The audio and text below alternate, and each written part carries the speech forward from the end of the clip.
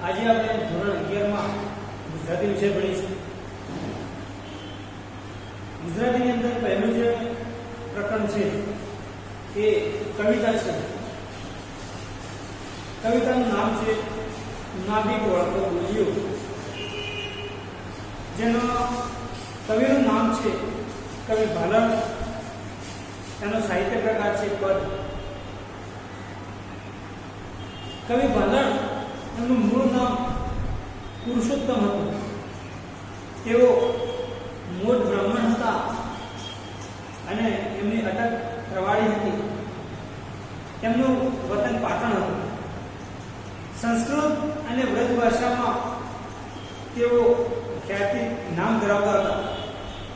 એમણે રચેલું દશમ સ્કંદ, એની અંદર જે વ્રજ ભાષાના પદો આવે છે એ પોતે એમણે રચેલા હોય એવું માનવામાં આવે છે। ગુજરાતી ભાષાને ગુર્જર ભાષા તરીકે ઓળખાવનાર આ ભાલણ પોતે હતા। તેમણે ગુજરાતી કવિતાની અંદર કડવાબદ્ધ આખ્યાનો લખ્યા। એનો પાયો નાખનારા ભાલણ હતા। તેમના આખ્યાનોમાં પહેલી વખત કોઈ કડવું કે વલણ હતું નહીં અને એના કારણે તેમને આખ્યાનના પિતા તરીકે ઓળખવામાં આવે છે। પૌરાણિક આખ્યાનોમાં તેઓ મૂળ કથાને વફાદાર રહ્યા અને એક આખ્યાન કવિ તરીકે, પદકવિ અને અનુવાદક તરીકે તેઓ જાણીતા છે। તેમના આખ્યાનોની અંદર નળાખ્યાન, જાલંધર આખ્યાન, ધ્રુવ આખ્યાન, ચંડી આખ્યાન, મૃગી આખ્યાન અને રામ વિવાહ જેવા આખ્યાનો જાણીતા છે। એમણે કાદંબરી, દશમસ્કંદ અને રામબાલ ચરિત નામના બહુ સવિશેષ કહી શકાય એવી કૃતિઓ પણ એમણે આપેલી છે। હવે આપણે આ કવિતાની વાત કરીએ। નાભિક વળતા બોલિયો આ કવિતાનું જે સ્વરૂપ છે, પદ છે, અને એની અંદર જે પ્રસંગ છે એ પ્રસંગ રામાયણનો છે। આપણે રામાયણમાં જાણીએ છીએ તેમ શ્રી રામને 14 વર્ષનો વનવાસ મળ્યો।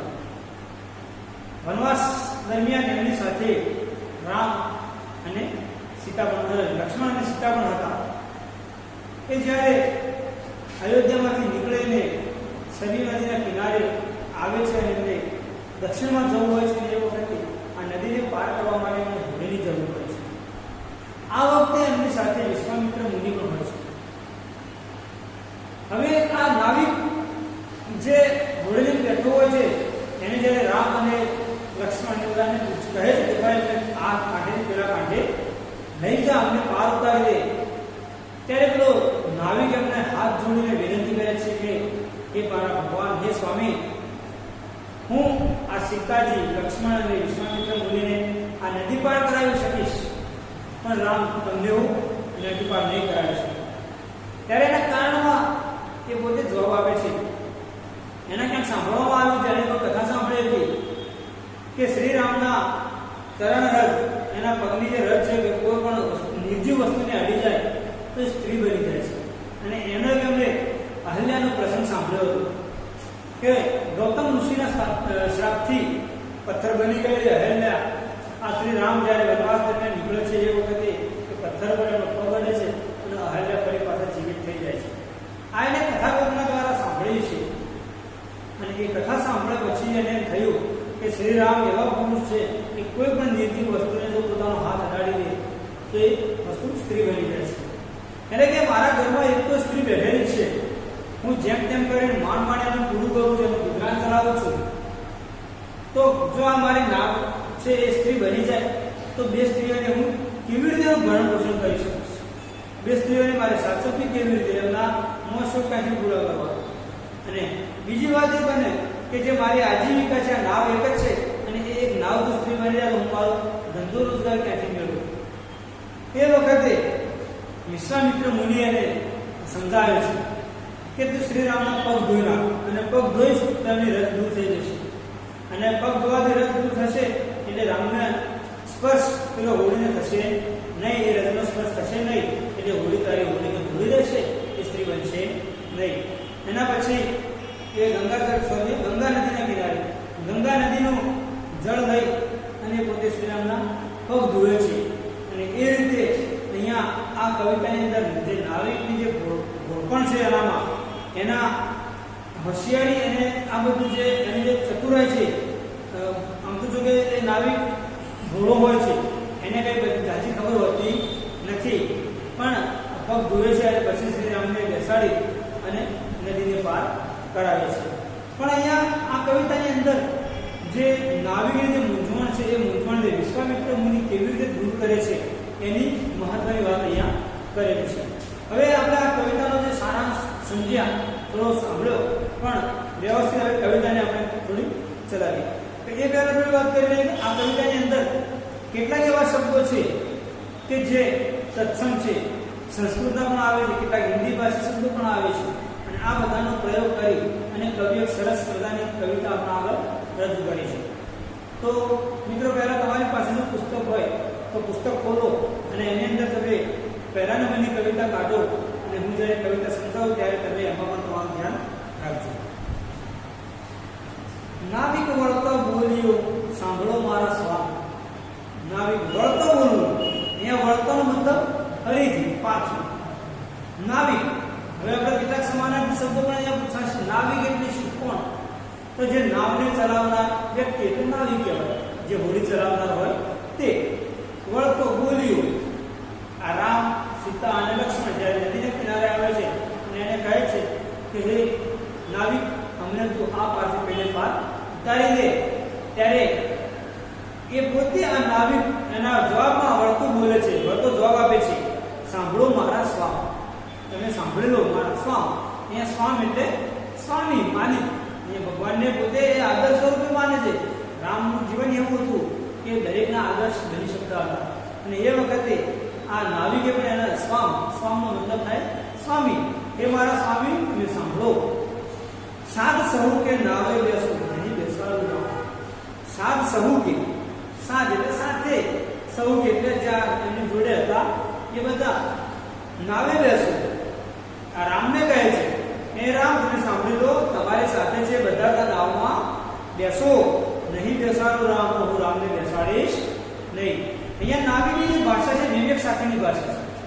બેસાડવા નથી, ખોટું ના લાગે એ રીતે અહીંયા કહેવામાં આવેલું છે. સાત સહુ કે નાવે બેસો, નહીં બેસાડું રામ.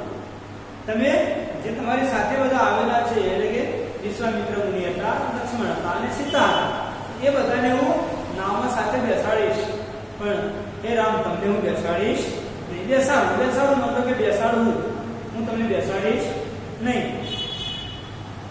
વાર્તા મેં સાંભળી છે, એ વાર્તા સાંભળી. વાર્તા એટલે મતલબ આપણા દાદા દાદી જે વાર્તા કહે છે એ વાર્તા ને, એ કથાની વાત છે, કોઈ કહાની. અહીંયા રામ વિશેની કોઈ ઘટના, અહીંયા કથા. વાર્તાનો મતલબ કથા થાય છે, ઘટના થાય છે, એટલું યાદ રાખજો. વાર્તા એટલે જે આપણે બાળકોને કહેવામાં આવતી એ વાર્તા નહીં. વાર્તાનો મતલબ થાય છે કોઈ ઘટના. વાર્તા મેં સાંભળી છે, એને પોતે જાણી નથી, જોઈ નથી, પણ કોઈ દ્વારા સાંભળી છે. કઈ વાર્તા? ચરણ રેણથી અપાર. ચરણ રેણ એટલે ચરણ એટલે પગ, રેણ એટલે રેતી. રજ, તમારા પગને રેતીથી અપાર. અપાર એટલે આમ તો ઘણું બધું, પુષ્કળ. આમ તો અપારનો મતલબ ઘણું, પાર વિનાનું. અહલ્યા કાં થઈ સ્ત્રી સહિત. અહલ્યા નામની કોઈ જે સ્ત્રી હતી એ પથ્થર બનેલી હતી. પાષાણ પીટી નાર, એ પાષાણ પથ્થર, એ પથ્થર બનેલી હતી, અને એ પથ્થરમાંથી ફરી પાછી નાર એટલે કે સ્ત્રી બની હતી. અહલ્યા તા થઈ સ્ત્રી સહિત પાષાણ પીટી નાર. પાષાણ પીટવું એટલે મટી જવું, એમાંથી દૂર થવું. અહલ્યાને ગૌતમ, અહલ્યા કોણ હતા એ આપણે થોડું વચ્ચે લઈ લઈએ. અહલ્યા ગૌતમ ઋષિના પત્ની હતા, અને એમનાથી કોઈ નાની મોટી ભૂલ થઈ ગઈ હતી, અને એ ભૂલના કારણે ગૌતમ ઋષિ એના પર ક્રોધાયમાન થયા, અને ક્રોધાયમાન થઈને એને શ્રાપ આપી દીધો કે જા તું પથ્થર બની જઈશ. અને એટલે જ અહલ્યા પથ્થર બની. પણ પહેલાના સમયની અંદર જ્યારે ઋષિ મુનિઓ શ્રાપ આપતા ત્યારે એનું નિવારણ પણ કોઈ રીતે રહેતું, અને એના નિવારણ હવે ગૌતમ ઋષિને પસ્તાવો થયો કે મારી પત્નીને નાનકડી ભૂલ માટે આટલો મોટો શ્રાપ આપી દીધો, પણ હવે એને મારે ફરી પાછી સજીવન કર્યું હોય તો શું? ત્યારે એ બ્રહ્માજી પાસે ગયા, અને બ્રહ્માજી એમને રસ્તો સૂચવ્યો કે અયોધ્યાની અંદર રામ નામનો એક વ્યક્તિ ભગવાન વિષ્ણુ પોતે અવતાર લઈને નીકળશે, અને એમને જ્યારે વનવાસ થશે પામશે ને એ વનવાસ દરમિયાન જ્યારે એમનો કોઈ પગ આ પથ્થરને અડી જશે ત્યારે એ પથ્થરમાંથી ફરી પાછી સ્ત્રી બની જશે. અને આ ઘટના બનેલી હતી, કોઈ વાર્તા કથા નથી, આ હકીકતમાં ઘટના બનેલી હતી. એટલે આ અહલ્યા નામની કોઈ જે પથ્થર બનેલી સ્ત્રી એ ફરી પાછી સ્ત્રી બની ગઈ હતી. આ વાર્તા મેં તમારી સાંભળેલી છે. આજીવિકા અમારી એ છે, જુઓ મન વિવેક. હવે નાવિક એમ કે છે આજીવિકા એટલે ભરણ પોષણનું સાધન. આપણે જે કામ ધંધો કરીએ છીએ બધી આપણી આજીવિકા કહેવાય. આ નાવિકની પણ આજીવિકા હતી. આ હોડી નાવ, એ નાવમાંથી લોકોને બેસાડીને એક કાંઠેથી બીજા કાંઠે લઈ જવા લાવવાનું કામ કરતો હતો ને એમાંથી એને પૈસા મળતા હતા, પોતાના જીવનનું ગુજરાન ચલાવતો હતો. તો મારી આજીવિકા એ છે, આ નાવ મારી આજીવિકા છે, મારા ભરણ પોષણનું સાધન છે. જુઓ મન વિવેક, તમારા મનથી વિવેકનો મતલબ આપો એવું થાય કે તમે થોડું જુઓ, મારા ઉપર દયા રાખીને જુઓ તમે કે આ મારી આજીવિકા છે. સ્ત્રી થતા વાર ન લાગે, કાષ્ઠ પાષાણી. અને આ નાવને એમાં જો તમારો પગ અડી જશે તો એ નાવમાંથી સ્ત્રી થતા એને વાર લાગશે નહીં, કારણ કે લાકડું, કાષ્ઠનો મતલબ લાકડું થાય. કાષ્ઠ એટલે લાકડું. આપણે મિત્રો પાછળથી થોડા સમાનાર્થી શબ્દો ફરીથી લઈશું અને એ વખતે થોડા લખવાનો પ્રયત્ન પણ કરાવીશું, પણ હાલ આપણે થોડા સમજૂતી માટે સમજી લઈએ કે કાષ્ઠ એટલે લાકડું અને પાષાણ એટલે પથ્થર, બંને એક જ કહેવાય, બંને નિર્જીવ છે. એવું શું નક્કી કે પથ્થરને તમારો પગ અડે સ્ત્રી બની હતી અને લાકડામાંથી બનેલી હોડીને તમારો પગ અડશે સ્ત્રી ના બને? કદાચ મારી આ હોડી છે સ્ત્રી બની જાય. આજીવિકા ભાગે મારી, આગે એક સ્ત્રી છે અને મારી આજીવિકા ભાગી જાય. જો મારી આ નાવમાંથી સ્ત્રી બની જાય તો એ મારી આજીવિકા. હું તો ગરીબ માણસ છું કે બીજી નાવ ક્યાંથી લાવી શકું? અને એક તો મારા ઘરે સ્ત્રી બેઠેલી જ છે, પોતે પરણેલો હતો, એના ઘરે પણ એની સ્ત્રી હતી જ. તો કે એક તો મારા ઘરમાં સ્ત્રી છે અને તો મારી આ નાવ હોડી જે હોડી છે એ પોતે જો સ્ત્રી બની જાય તો પછી મારું ગુજરાન ક્યાંથી ચલાવવું? અને બે સ્ત્રી થાય, બે મળીને શું જમે અને બંને ઘરમાં બેસે. મિત્રો એટલી વાત યાદ રાખો, આજના સમયની અંદર અને એ વખતના સમયમાં ઘણો ફેર હતો. આજના સમયમાં સ્ત્રીઓ પુરુષ સમોવડી બની છે. આજે સ્ત્રી કોઈ પણ ધંધો, કામ ધંધો, વ્યવસાય, નોકરી બધું કરી શકે છે. એ સમયની અંદર સ્ત્રીઓને કામ ધંધો હતો નહીં, એ માત્ર ઘરે બેસીને ઘરના કામ જ કરવાના રહેતા. તો હવે આપણો નાવિક કે છે બંને ઘરમાં મળીને મતલબ કે મળે ને શું કરશે? શું જમશે? હું શી કરું કાં પેર, અને એ બંને માટે હું પેર કરું એટલે મતલબ કે એમની પેરવી કરવી, એની તૈયારી એમના માટેની મારે શું જોગવાઈ કરવી? પેરનો મતલબ જોગવાઈ. મારે શું જોગવાઈ કરવી? એના જમણનું ભરણ પોષણ બધું મારે કરવું પડશે. અને એક તો છે જ્યારે મારી આજીવિકા ભાગી જશે, હું ગુજરાન ક્યાંથી ચલાવીશ બંનેનું? એના માટે શું જોગવાઈ કરીશ? હસે વિશ્વામિત્ર બોલ્યા, ચરણ રેણે સ્ત્રી થાય. હવે આ વખતે પેલા વિશ્વામિત્ર મુનિ એમની સાથે હોય છે અને એ પોતે હસવા લાગે છે. એમને જે નાવિક હોય છે, નાવિકનું ઘોડ પણ એમને હસવા માટે મજબૂર કરે છે કે કેટલો ભોળો માણસ છે. એને એ ખબર નથી કે રામના પગ બધા પથ્થરને અડવાથી બધા પથ્થર સ્ત્રી થતા નથી, કે બધી નિર્જીવ વસ્તુ સ્ત્રી થતી નથી. પણ એ પોતે એની મૂર્ખાઈ પર અને ભોળપણ પર હસે છે.